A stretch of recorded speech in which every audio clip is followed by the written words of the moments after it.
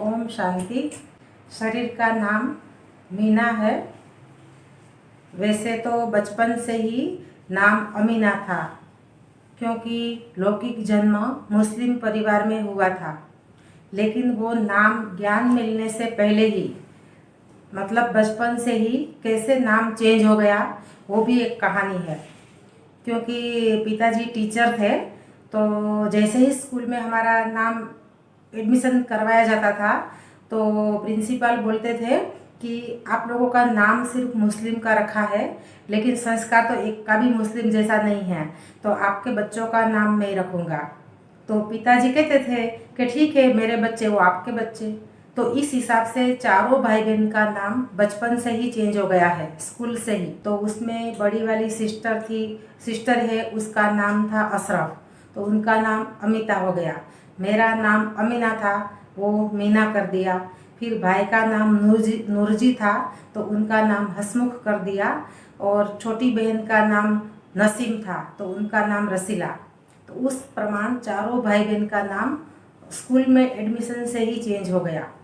तो इस प्रकार से पहले ही ये सोचो कि ज्ञान तो बाद में, लेकिन पहले से ही संस्कार था। हमको हिंदू परिवार की ही रहने करनी अच्छी लगती थी, तो हम रहने के लिए भी हिंदू का ही पड़ोस ढूंढते थे। फिर जैसे कि कभी महाभारत रामायण ऐसी कहीं कथा होती हो, तो भी हम लोग सुनने के लिए वहाँ चले जाते थे। कभी कभी ऐसा भी होता था कि हमको सुनना है, लेकिन दूसरे लोग विरोध करेंगे, वो सोच के हम छिपके से भी जाते थे। फिर टीवी में भी जैसे रामायण आता था, महाभारत आता था, तो वो सारा एपिसोड हम सारे परिवार मिलके देखते थे। क्योंकि वो जो देवी देवताओं की जीवन कहानी है, उनका चरित्र है, वो सुनना हमको अच्छा लगता था। तो इस हिसाब से संस्कार हिंदू का था, और देवी देवताओं का जीवन भी अच्छा लगता था। और मेरे को तो ज्ञान मिलने के पहले ही ये स्मृति आती थी, जैसे कि वो 5000 साल का ज्ञान नहीं था कि ये 5000 साल में रिपीट होता है, लेकिन फिर भी ऐसी स्मृति आती थी कि कभी कोई मैं ऐसा नया कार्य कर रही हूँ या तो कहीं चल रही हूँ, तो मुझे ये स्मृति आती थी कि यही सेम नाम रूप में मैंने कभी ये कार्य किया हुआ है। तो कभी कभी मुझे रुक जाना पड़ता था कि अरे ये तो मैंने कर दिया। वापस जब मैं स्मृति लाती थी, तो याद आता था कि नहीं, ये तो मैं अभी पहली बार कर रही हूँ। तो वो ड्रामा का नॉलेज नहीं थी, लेकिन जैसे स्मृति आती थी कि यही सेम नाम रूप में मैंने कभी ये कार्य किया है। दूसरा, ज्ञान मिलने से पहले मैं शिव शंकर को अलग अलग मानती थी, जबकि मुझे पता ही नहीं था बचपन में कि ये लोग शिव शंकर को एक मानते हैं। तो कभी कभी स्कूल में फ्रेंड्स के साथ जो डिस्कशन होता था, तो मैं ही बोलती थी कि ये दोनों का रूप अलग अलग है। एक को तो आप लोग लिंग दिखाते हो, फिर दूसरे को तो शरीरधारी शंकर के रूप में दिखाते हो, तो दोनों एक कैसे हो सकता। तो वो लोग मेरे को रोक देते थे कि हमारे धर्म का पता हमको होता है या तेरे को होता है, ऐसा करके मुझे चुप कर देते थे। लेकिन मेरी बुद्धि में कहीं ना कहीं प्रिंट था कि शिव और शंकर दोनों अलग अलग है। तो इस हिसाब से पहले से ही संस्कार था। फिर एक बार क्या होता है कि 85-86 की बात है, पिताजी स्कूल में टीचर थे, गवर्नमेंट स्कूल में। तो एक बार सेंटर के आश्रम के पास से निकले, तो बोर्ड था ब्रह्मा कुमारी ईश्वरीय विश्वविद्यालय। तो उनको आश्चर्य लगा, जिज्ञासा हुई कि विद्यालय है, मतलब यहाँ कोई ना कोई ज्ञान दिया जाता होगा। तो उन्होंने पड़ोस में पूछा, सेंटर के पड़ोस में, कि भी यहाँ विद्यालय है तो क्या है। तो उन्होंने बोला कि यहाँ भगवान का ज्ञान सुनाया जाता है। तो फिर पिताजी ने बोला ब्रह्मा कुमारी लिखा, तो यहाँ तो सिर्फ बहनें ही जाती होगी सुनने के लिए। तो वो पड़ोसी ने बोला कि नहीं, ऐसा नहीं है, बहनें और भाई सब लोग सुनने के लिए आते हैं, लेकिन हम कभी गए नहीं हैं। इतना पता है कि वो लोग भगवान का ज्ञान देते हैं। तो फिर पिताजी ने ऐसे करके फिर एक दिन सेंटर पे गए। तो जैसे ही पहले दिन बहनों से मिले, तो परिचय दिया कि भी यहाँ ज्ञान सुनाने वाला स्वयं भगवान है, वो निराकार है, इसीलिए वो पर काया प्रवेश करके ये ज्ञान सुनाते हैं। और यहाँ स्वयं भगवान ज्ञान देते हैं। यहाँ कोई गुरु धारण करने का या कोई के नाम की माला जपने का या मूर्ति पूजा करने की जरूरत नहीं है। तब पिताजी को लगा कि अगर भगवान खुद आके ज्ञान सुनाते हो, तो मुझे और कुछ नहीं चाहिए, मुझे भी ये ज्ञान सुनना है। तो फिर बहनों ने बोला कि ठीक है, आप 7 दिन का कोर्स करना, तो इसमें ये ज्ञान का सारा विस्तार आपको समझ में आ जाएगा कि कैसे भगवान सृष्टि पर आते हैं, ये सृष्टि चक्र कैसे फिरता है, अभी कौन सा समय है। तो पिताजी ने ऐसे थोड़ा थोड़ा ज्ञान सुन लिया था सार में और बोला ठीक है मैं कल से आऊँगा। फिर घर पे आके हमको फिर बताया कि ऐसे ऐसे कोई बहनें हैं वाइट कपड़ा पहन के भगवान का ज्ञान देते हैं, और वो ये भी बताते हैं कि ये ज्ञान सुनाने वाला स्वयं भगवान है, वो सृष्टि पर आके ज्ञान सुनाते हैं। तो बोले कि वो 7 दिन का कोर्स कराते हैं, तो मुझे ये ज्ञान सुनना है, मुझे अच्छा लगा, अगर आप लोगों की इच्छा है तो आप लोग भी आ सकते हो। तो फिर हमने भी बोला कि अगर आपको अच्छा लगा तो हम भी सुनना चाहेंगे। तो ऐसा करके दूसरे दिन से पूरा परिवार कोर्स ज्ञान सुनने के लिए जाने लगे। तो परिवार में हम 3 बहनें, एक भाई और मदर फादर, ऐसे टोटल 6 लोग थे। तो हम जैसे ही वहाँ ज्ञान सुनने जाते थे तो वहाँ 7:30 का जो मुरली का क्लास होता था शाम का, क्योंकि मॉर्निंग में तो हम लोग स्कूल में जाते थे और पिताजी टीचर थे तो वो भी जाते थे, तो मॉर्निंग में टाइम नहीं मिलता था, तो हमने शाम का समय फिक्स किया। तो होता क्या था कि हमारी मस्जिद में जो नमाज का टाइम था और सेंटर पे मुरली सुनने का, वो दोनों टाइम सेम था। तो हमको लगा तो सही कि समाज वालों को डाउट जाएगा अपने ऊपर, इसीलिए फिर हमने क्या किया कि उनको जैसे ही पता पड़ा, 1-2 दिन हमको पूछा कि आप लोग मस्जिद में नहीं आते हो और घर पे तो ताला होता है, तो आप लोग कहाँ जाते हो।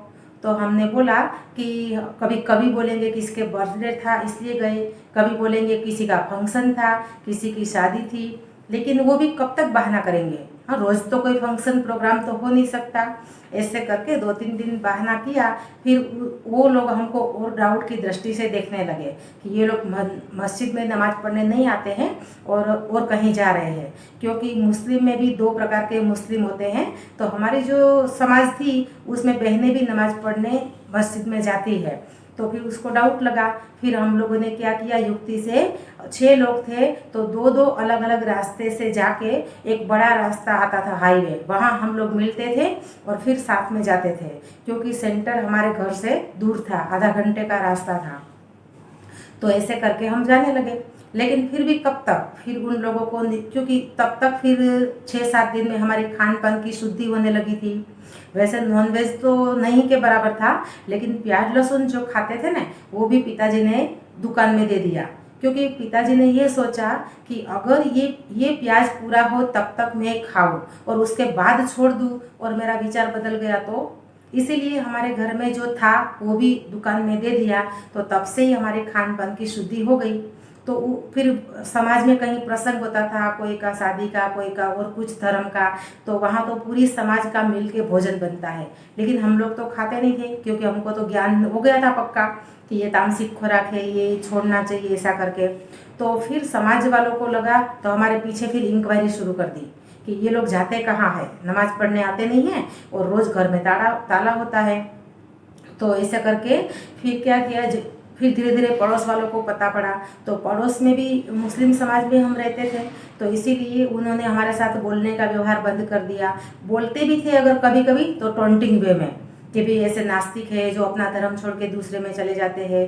फिर धीरे धीरे हमारे सगे संबंधी रिलेटिव थे, उसको पता पड़ने लगा, तो धीरे धीरे वो भी आते थे तो टॉन्टिंग करके चले जाते थे, और 1-आध महीने के बाद तो उन्होंने भी आना जाना और हमारे साथ बोलने का व्यवहार भी कट कर दिया। ऐसे करके फिर एक दिन क्या हुआ, समाज वालों ने निर्णय किया, ये 2-3 महीने में तो हमारा एकदम पक्का निश्चय हो गया था कि हमको भी निश्चय था कि हमको ऐसा ही जीवन बनाना है, और पिताजी को भी निश्चय हो गया था कि ये ज्ञान सुनाने वाला स्वयं भगवान है, अब मुझे किसी की नहीं सुननी है, मेरे को भगवान जो बोलेंगे वो मुझे करना है। और ये भी निश्चय हो गया था कि हम जिसको याद करते हैं अल्लाह को, वही अल्लाह कहो, भगवान कहो, ईश्वर कहो, वही है। और वैसे मुस्लिम धर्म में भी लिखा हुआ है कि जब क़यामत का समय आएगा तब खुदावन ताला और फरिश्ते के आधार, शरीर का आधार लेके ये मुर्दों को सजीवन करेगा। अब लेकिन ये नहीं पता था कि कौन सा मुर्दे को सजीवन करेंगे, क्योंकि जो मृत्यु हो गया, जिसको हमने दफन कर दिया, उसका तो कुछ सालों के बाद हड्डियां भी सड़ जाती है, तो उसको वापस इंसान जैसा सजीवन कैसे करेंगे।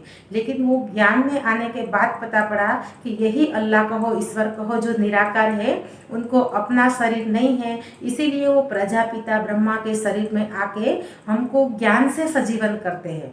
क्योंकि हम भले जिंदा थे लेकिन हम खुद कौन हैं, कहाँ से आए, कहाँ जाना, हमारा पिता कौन है, वो परिचय नहीं था। मतलब क्या था, अज्ञान रूपी नींद में सोए हुए थे। तो उसको ये रियल ज्ञान का परिचय देके ज्ञान से हमको जागृत करते हैं। तो यही जो कुरान में वर्णन है वही गीता में है।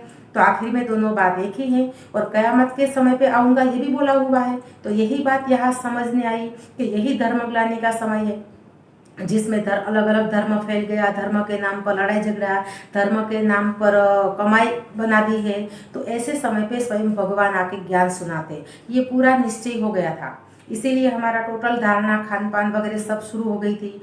तो इस समय पे फिर समाज वालों ने सोचा कि वैसे भी ये लोग अपने नीति नियम प्रमाण तो चलते नहीं हैं, जब भी ऐसे ग्रुप में भोजन वगैरह होता है तो ये लोग आते नहीं हैं।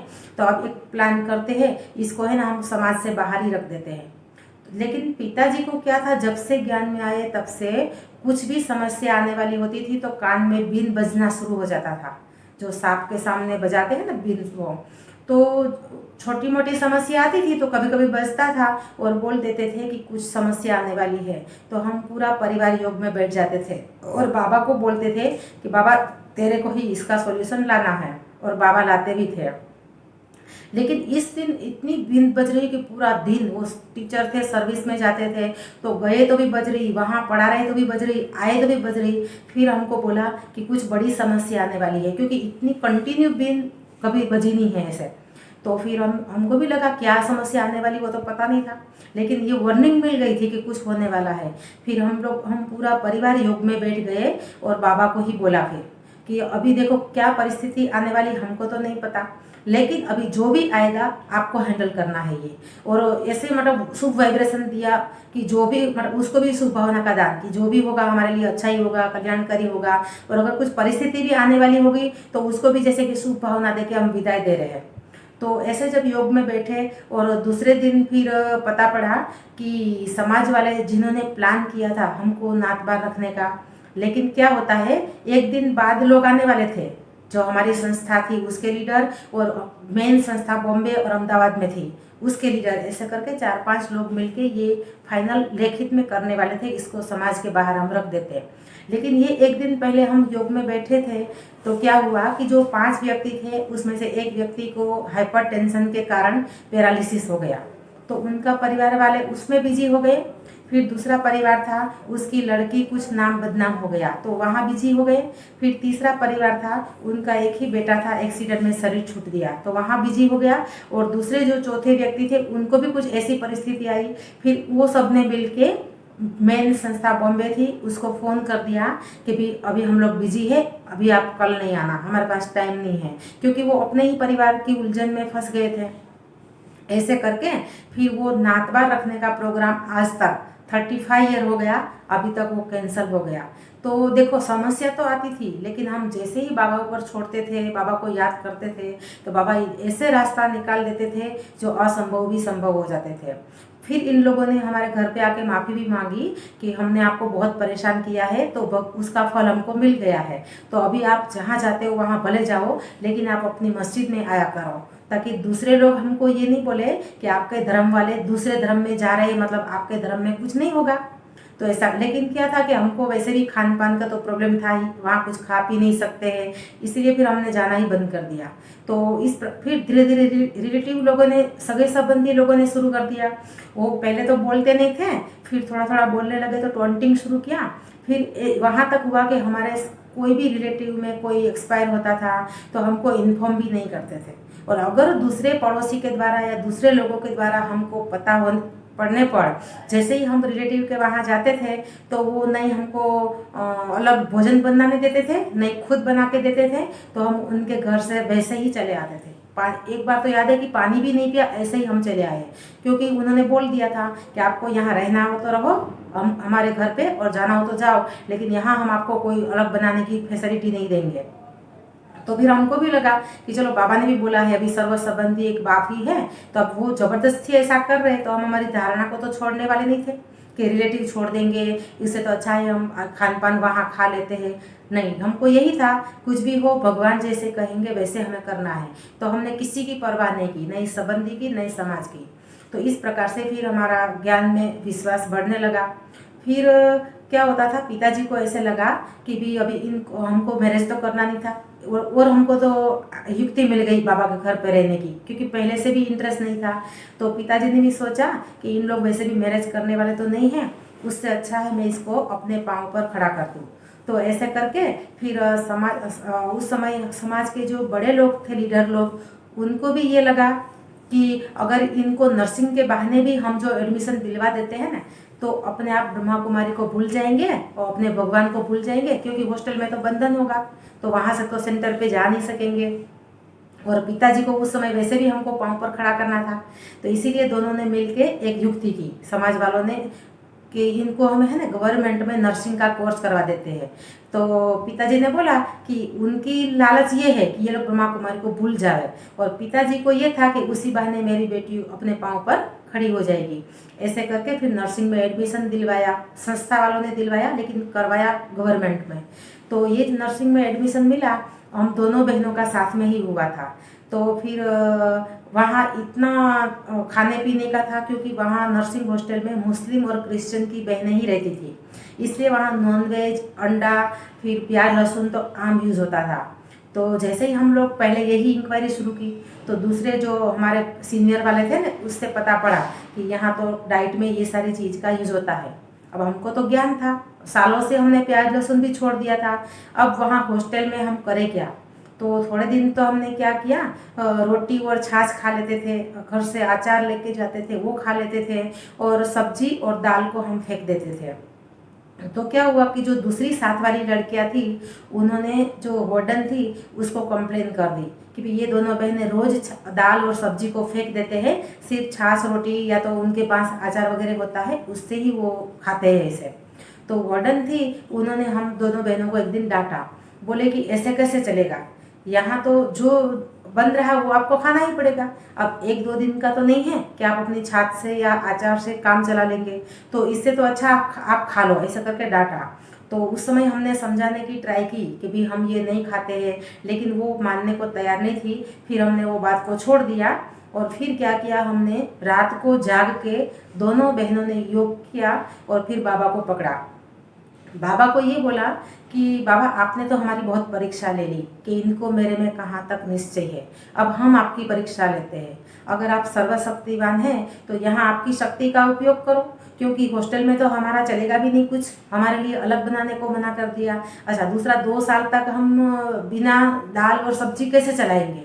तो इसीलिए इसका रास्ता आपको ही निकालना है, हम कुछ नहीं जानते।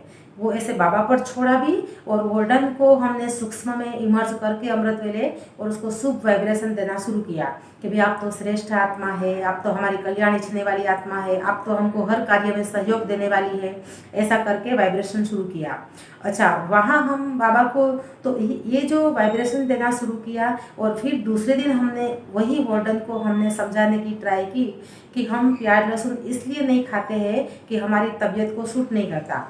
तो तबीयत को सूट नहीं करता, और रात को अगर तबीयत होगी तो आपको ही फिर हॉस्पिटल में ले जाना पड़ेगा, क्योंकि हॉस्टल से हॉस्पिटल थोड़ी दूर थी। तो ये नाम मात्र समझाना था, लेकिन बाबा की याद से इतना उसको वाइब्रेशन मिला था कि उनको ये लगा कि ये लोग तो मेरे कारण मना कर रहे हैं, क्योंकि कुछ तबीयत बिगड़ेगी तो मुझे रात को परेशानी हो जाएगी इन लड़कियों को वहाँ हॉस्पिटल में ले जाना। तब से लेके पूरी 2 साल हमने नर्सिंग किया, पूरी हॉस्टल में प्याज लहसुन बंद हो गया। जबकि पहले वो हमारे लिए अलग करने का मना करते थे, उसकी बदली में 2 साल तक वहाँ प्याज लहसुन आया ही नहीं। फिर तो आसपास में एक ऐसा वातावरण बन गया था कि 2 बहनें गुजरात से कैसे कौन आई है, जिसके कारण पूरी हॉस्टल का नियम चेंज हो गया, क्योंकि सालों से वहाँ नॉनवेज भी यूज होता था। तो देखो ये क्या है, रियल तो परीक्षा थी हमारी। अगर हम ढीले हो जाते तो कि भी यहाँ तो बाहर रहना है तो हमें तो ये सब खाना पड़ेगा, हमारे लिए अलग कौन बनेगा, तो हम भी उस समस्या में आ जाते थे। लेकिन हमने हिम्मत रखी और बाबा को छोड़ा, क्योंकि बाबा भी कहते हैं हिम्मत के बच्चे तो मदद है बाप। तो एक कदम हम हिम्मत का रखते हैं तो बाबा जरूर मदद करते हैं। तो ऐसे हमने बाबा पर छोड़ा, तो बाबा ने ऐसा रास्ता निकाला जो असंभव भी संभव हो गया। तो वहाँ हॉस्टल में ये हमको सहयोग मिल गया। अब हुआ क्या कि वहाँ हमारे संस्था की लड़कियाँ भी साथ में पढ़ रही थी, तो उनके सामने तो हम बाबा को याद भी नहीं कर सकते, उनके सामने हम मुरली भी नहीं पढ़ सकते। तो मुरली क्या था, हम लोग पुरानी मुरली लेके गए थे, पुरानी मुरली भी नहीं, एक गुलदस्ता की बुक थी, वो हम लेके गए थे। तो उसके आधार पे हम फिर वहाँ सेंटर का परिचय तो था नहीं, तो उसके लिए भी ये था कि बाबा का घर को हम कैसे ढूंढें, क्योंकि वहाँ तो हमें छुपाना है, हम ब्रह्मा कुमारी संस्था से कनेक्टेड है वो, और बाबा को याद भी करना है, मुरली भी सुननी है, अब करें क्या। तो ऐसे करते करते फिर एक दिन बुक में से सेंटर का एड्रेस मिला, और फिर बहन को लेटर लिखा हमने, वो भी पता नहीं था एड्रेस राइट होगा या रॉन्ग, क्योंकि उस समय मोबाइल का या ये समय सिस्टम नहीं था, ये नेट वगैरह कुछ नहीं था। तो ऐसे ही पोस्ट कार्ड में लेटर लिखा और दीदी को बताया ऐसे कि हम 2 कुमारी बंधन वाली इधर आए हैं, और हाँ कोई माता को भेजो ताकि हम उनके थ्रू सेंटर का परिचय लें और फिर हम सेंटर पे आ पाएंगे ऐसे। तो तब तक फिर एक दिन छुट्टी हुई, तो हमको लगा चलो हम ही रिक्शा करके जाते हैं, अब सेंटर बदल गया होगा तो देखेंगे। लेकिन कुदरती अच्छा कि सेंटर बदली नहीं हुआ था। तो हम वो दीदी को फिर मिले आराम से, और फिर हम क्या करते थे, हर वीक में 2 घंटा शॉपिंग की छुट्टी मिलती थी, वो हम शॉपिंग नहीं करके सेंटर पे चले जाते थे, और वहाँ ही बाबा को योग करके बाबा का भोग लेके, फिर दीदी जो टोली देती थी हॉस्टल के लिए वो भी लेके, और मुरली हम हर हफ्ते में चेंज करके वो मुरली पढ़ते थे। अब मुरली कैसे पढ़े, क्योंकि वो पढ़ेंगे तो वो उनको तो तुरंत पता पड़ेगा ना ये क्या चीज़ है भाई। और समाज वालों ने बोल के रखा था हमको कि अभी आप हॉस्टल में जा रहे हो नर्सिंग करने के लिए, वहाँ आप ब्रह्मा कुमारी को प्लीज़ याद नहीं करना, नहीं तो आपको उसी समय ट्रेनिंग छोड़नी पड़ेगी। तो हमको गुप्त भी रखना था, लेकिन याद तो करना था। तो फिर हम लोग क्या करते थे, बाबा को याद करने के लिए ऐसे दीवार में शिव बाबा के आकार का सिर्फ कागज़ में पिक्चर लगा के दीवार में चिपका दिया था। फिर ऐसे योग ऐसे जैसे डायरेक्ट चित्र के सामने बैठेंगे तो भी कोई पूछेगा कि आप इनके सामने बैठ के क्या करते हो, और उसको थोड़ी थोड़ी बात तो आ गई थी कि ये लोग ब्रह्मा कुमारी में इंटरेस्ट है ऐसा। इसलिए हम बाबा के आकार का फोटो दीवार में लगाते थे, और यहाँ तक कंबल ओढ़ते थे जो हमारी आंख दूसरों को दिखाई नहीं दे, हम किसको देख रहे हैं, और फिर दीवार के सामने बैठ के बाबा को याद करते थे। जबकि गर्मी में तो इतना पसीना पूरा नहा रहे होते थे, लेकिन फिर भी कंबल यहाँ तक ओढ़ेंगे क्योंकि नहीं तो दूसरों को पता पड़ेगा। तो इस प्रकार से हम याद करते थे। और मुरली कैसे पढ़ते थे, वो पतरे की बैग आती थी ना, उसका ढक्कन ओपन करके मुरली खोल के टॉर्च लगा के वैसे हम मुरली पढ़ते थे। तो वो लोग तो लेट उठते थे, उसके पहले हम स्नान वगैरह करके मुरली पढ़ लेते थे।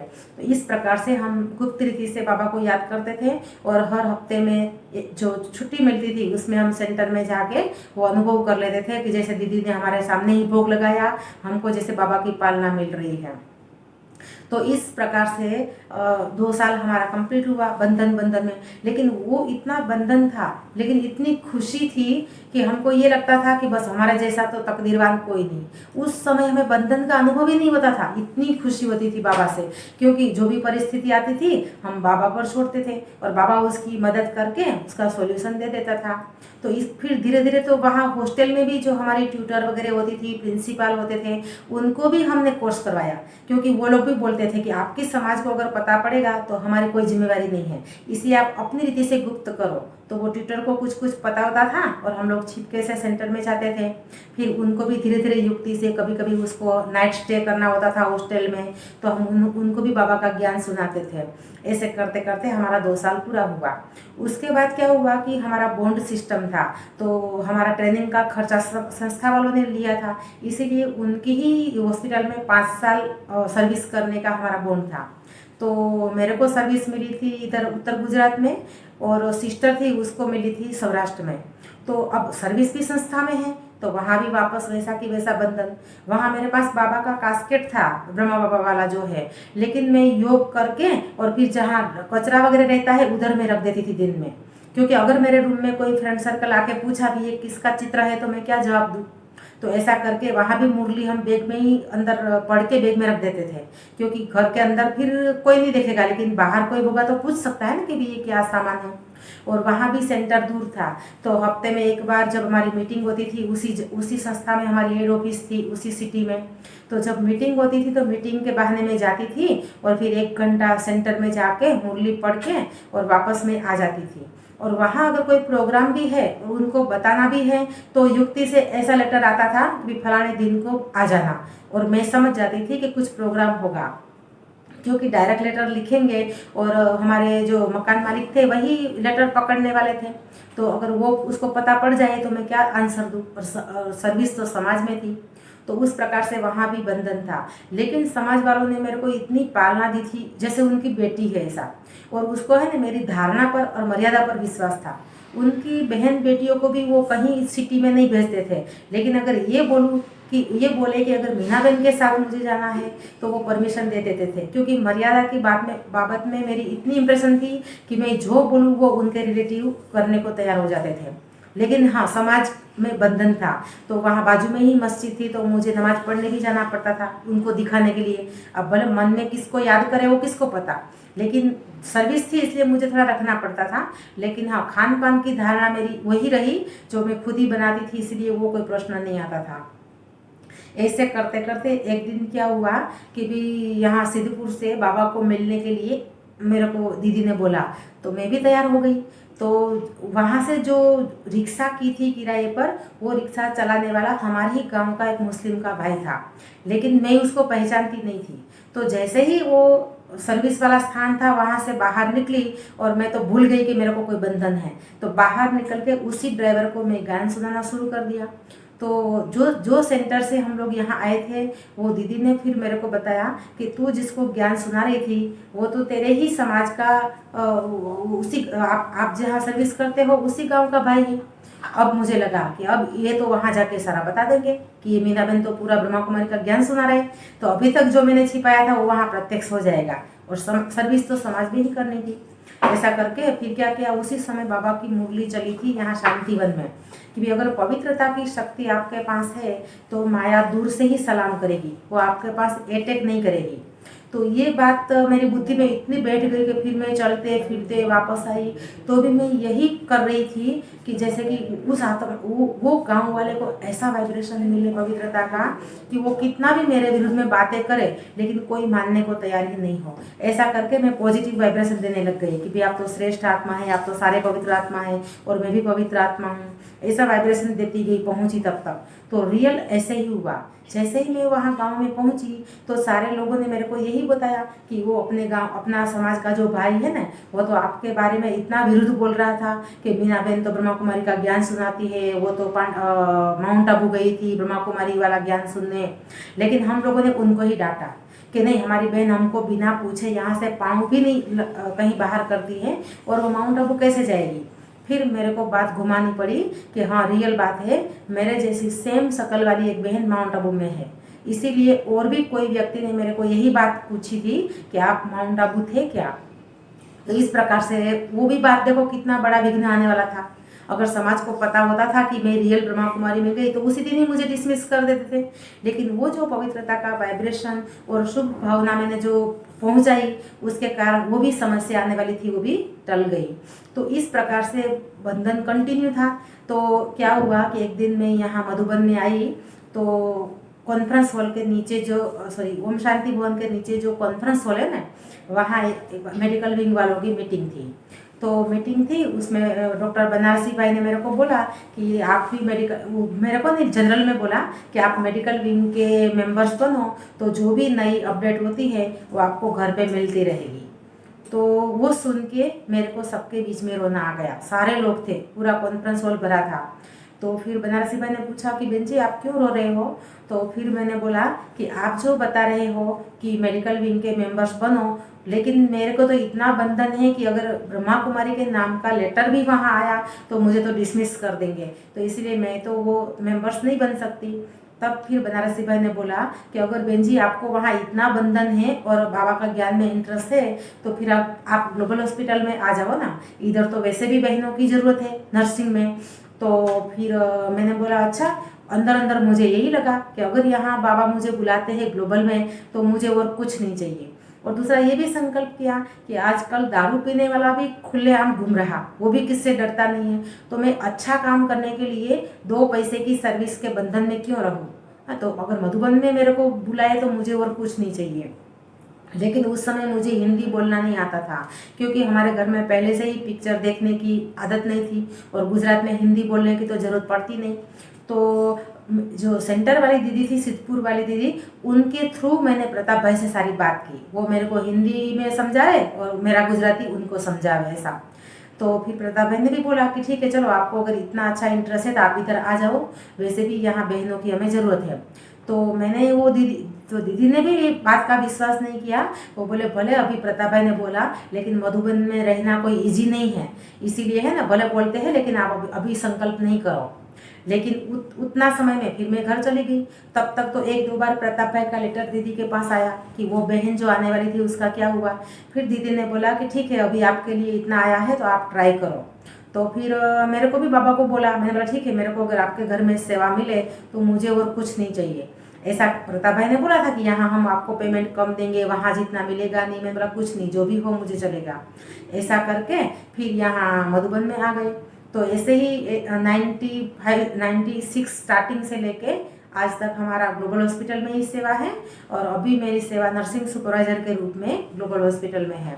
तो जैसे कहानी ऐसी ही है, जैसे मेरी कहानी इतना बंधन वाली थी वैसे सेम कहानी मेरी सिस्टर की भी सेम है। वो भी गुजरात में यही समाज में सर्विस कर रही थी और ऐसे ही बंधन में रह रही थी। फिर मैं 2-3 महीना हो गया क्योंकि कोई लोगों ने बोला था कि यहाँ की ठंडी कई लोगों को सूट नहीं होती है और प्रताप भाई ने भी आइडिया बताया था कि आप 2-3 महीना रहो, देखो, उसके बाद जहाँ सर्विस करते हो वहाँ आप रेजिग्नेशन देना। तो ऐसे ही 2-3 महीने में मुझे सेट हो गया, फिर रिजाइन दे दिया और फिर दूसरी सिस्टर को भी बताया कि भी इस रीति से आप भी इधर आ सकते हैं। फिर दूसरी सिस्टर ने भी मेरे जैसे किया, अभी वो भी नीचे ट्रोमा हॉस्पिटल है वहाँ आई वार्ड में सेवा दे रही है और मेरा ऊपर माउंट आबू ग्लोबल हॉस्पिटल है वहाँ मेरी सेवा है। तो इस प्रकार से अनुभव का सार ये है कि कितनी भी समस्या आई, क्योंकि पूरा धर्म अलग था तो लोगों ने विरोध तो किया, लेकिन जैसी समस्या आते थे हम बाबा पर छोड़ते थे और बाबा उसका सॉल्यूशन कर देते थे। तो कभी कभी क्या होता है, हम लोग समस्या आती है ना तो बाबा पर थोड़ा ढीले हो जाते हैं और कोई व्यक्ति का सहारा ढूंढते हैं कि वो व्यक्ति मदद करेगा। लेकिन एक्चुअली व्यक्ति कितनी भी अच्छी हो, मददगार हो, लेकिन वो मदद करने की लिमिट है। लेकिन एक भगवान ही ऐसा है जो हर समय हर पल आपको मदद कर सकता है। तो इस प्रकार से भले समस्या आई, हमारी परीक्षा भी हो गई, लेकिन ऐसी बाबा ने रास्ता किया, मदद की है जो असंभव कार्य भी संभव हो गया है। तो अभी हम पूरा परिवार निश्चिंत होकर बाबा को याद कर रहे हैं, सेंटर पे जाते हैं। अभी कोई भी प्रकार का समाज का बंधन नहीं है। वो बंधन इसलिए भी नहीं है कि हमने उसको गौर नहीं किया, क्योंकि अभी तक भी देखो हमारे सगे संबंधी में कोई के साथ भी हमारा बोलने का, आने जाने का, कोई भी प्रसंग का कनेक्शन नहीं है। चाहे हमारे घर में कोई मृत्यु भी होगी ना तो भी हमने सेंटर वालों को बोला है कि आपको ही हमारा कार्यक्रम करना है, वहाँ से कोई आने वाला नहीं है और हमने आशा भी नहीं रखी। तो अभी भी यही है, ये परिस्थिति है, लेकिन हमने ये सोचा कि सर्व संबंधी बाबा ही है तो हम प्रैक्टिकल भी बाबा में ही अनुभव करें। इसीलिए हमने ये भी सोचा कि कोई आवे या नहीं आवे हमारा काम कोई रुकने वाला नहीं है, क्योंकि भगवान ही हमारा सारा कार्य कर रहा है और अंत तक करता रहेगा। तो इस प्रकार से अनुभव का सार ये है कि कोई भी समस्या आती है लेकिन आप बाबा पर छोड़ देते हैं, बाबा के विश्वास पर, तो बाबा ही उसका रास्ता निकालता है और वो असंभव कार्य भी संभव हो जाता है। अच्छा, ओम शांति।